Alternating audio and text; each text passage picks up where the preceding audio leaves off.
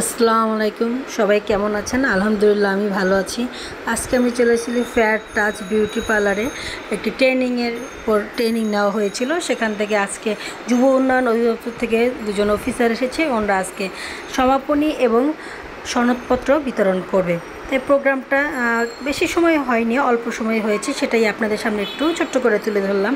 2 ঘন্টার প্রোগ্রামটা অল্প সময়ের মধ্যে সংক্ষেপে তুলে ধরেছি। কেমন লেগেছে জানাবেন, অবশ্যই সাবস্ক্রাইব করবেন, চ্যানেলটাকে লাইক করবেন, কমেন্ট করবেন।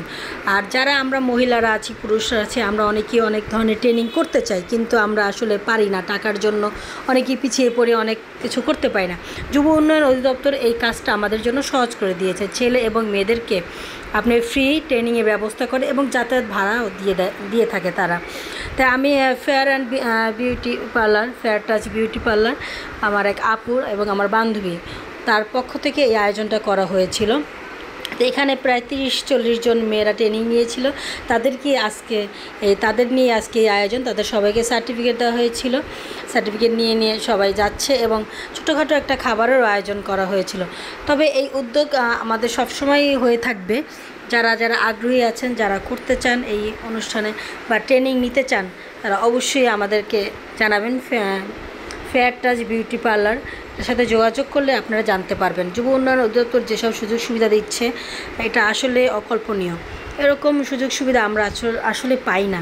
তা পেয়েছি সেহেতু অবশ্যই এটাকে কাজে লাগানো উচিত। তা প্রোগ্রামটা অনেক মজা ছিল এবং আনন্দদায়ক ছিল। সবাই সার্টিফিকেট পেয়েছি, অনেক খুশিও ছিলাম আমরা। তারপরে খাওয়া দাওয়ার ব্যবস্থা ছিল, সবার জন্য খাবারের আয়োজন করা হয়েছিল। সেখানে মোরগ পোলাও ছিল, কোক ছিল, 7 আপ ছিল, পানি ছিল, এগুলো ছিল, আয়োজন করা হয়েছে।